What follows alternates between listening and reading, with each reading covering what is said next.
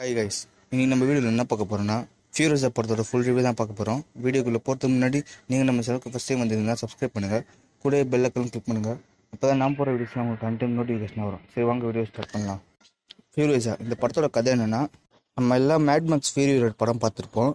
அந்த படத்தில் வர கேரக்டர் ஃபியூரியஸா. இந்த ஃபியூரியஸா கேரக்டரோட பேக் ஸ்டோரி தான் இந்த படம். சரி, வாங்க பாசிட்டிவ் நெகட்டிவ் என்னென்னு பார்த்துடலாம். பாசிட்டிவ் பாயிண்ட் பற்றி சொல்லணுன்னா ஃபஸ்ட்டு விஎஃப்எக்ஸ் தான் நான் சொல்லுவேன். விஎஃப்எக்ஸ் டாப்ஸ் நக்ஸாக பண்ணியிருந்தாங்க. இந்த படத்தை நீங்கள் நார்மல் டூடியில் பார்க்கறத விட ஐமேக்ஸில் பார்த்தீங்கன்னா செம்ம எக்ஸ்பீரியன்ஸ் கிடைக்கும். அப்படியே அந்த இடத்துக்குள்ளேயே இந்த மாதிரியே ஃபீல் கொடுத்தது. அடுத்த வருஷம் ஆஸ்காரில் இந்த படம் விஎஃப்எக்ஸில் நாமினேட் ஆகும். வின் பண்ணுமாங்கிறது டவுட்டு தான். மற்றபடி விஎஃப்எக்ஸில் எங்கேயும் குறையே இல்லாமல் சூப்பராக பண்ணியிருந்தாங்க. அடுத்து படத்தோட ஸ்க்ரீன் பிளே. படம் ஆரம்பித்ததும் தெரியாமல் முடிஞ்சதும் தெரியாமல் அவ்வளோ ஸ்பீடாக போயிருப்போம். ஸ்க்ரீன் பிளே ரைட்டர்ஸை பாராட்டியே ஆகணும். முக்கியமாக வில்லன் கேரக்டர் கொடுத்த இம்பார்ட்டண்ட்டு படம் முழுக்க எங்கேஜிங்காக வச்சுருக்கோம்.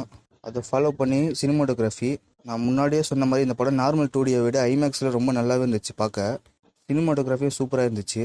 அதே மாதிரி இந்த படத்தில் நடிச்ச ஆக்டர் அண்ட் ஆக்ட்ரஸ்லாம் ரொம்ப நல்லாவே நடிச்சிருந்தாங்க. ஃபஸ்ட் பார்ட்டில் பார்த்த ஆக்டர்ஸ் அந்தளவுக்கு இந்த படத்தில் இருக்க மாட்டாங்க. புதுசாக இருந்தாலுமே இந்த படத்துக்கு நல்லாவே நடிச்சிருந்தாங்க தான் சொல்லணும். அடுத்து ஆக்ஷன் சீக்வன்ஸ் பற்றி சொல்லி ஆகணும். இந்த படத்தில் ஆக்ஷன் சீக்வன்ஸ் செம்மையாக பண்ணியிருந்தாங்க. இந்த படத்தில் ஃபஸ்ட் பார்ட்டில் எந்த அளவுக்கு ஆக்ஷன் சீக்வன்ஸ் கொடுத்துருந்தாங்களோ அதை விட அதுபடி மேலேயே சொல்லலாம். சூப்பராக இருந்துச்சு ஆக்ஷன் சீக்வன்ஸு. இந்த படத்தை என்கேஜ் பண்ணதுக்கு காரணம் பிஜிஎம் கூட சொல்லலாம். நார்மல் சீனியை பிஜிஎம் போட்டு என்கேஜ் பண்ணியிருப்பாங்க. அவ்வளோ நல்லா இருந்துச்சு பிஜிஎம்லாம். ஒரு சுச்சுவேஷனுக்கும் சூப்பராக பொருந்திருந்தது பிஜிஎம்லாம். ஓவராலாக இந்த படம் டெக்னிக்கலாக செம்ம ஸ்ட்ராங்கான படம். நீங்கள் ரொம்ப நாளாக தேட்டருக்கு போய் ஒரு படம் பார்க்காம இருந்தீங்கன்னா இந்த படத்தை தயவு செஞ்சு போய் பாருங்கள் தேட்டரில். அதுவும் ஐமேக்ஸில் போய் பாருங்கள், நல்ல எக்ஸ்பீரியன்ஸ் கொடுக்கும்.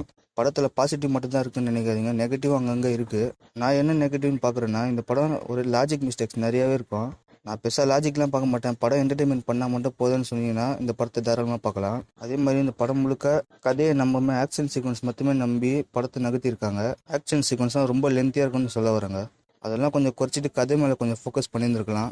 ஃபஸ்ட் பார்ட்டில் நம்ம பார்த்த கேரக்டர்ஸ் எல்லாம் இந்த படத்தில் கொண்டு வராமல் விட்டுருந்தாங்க.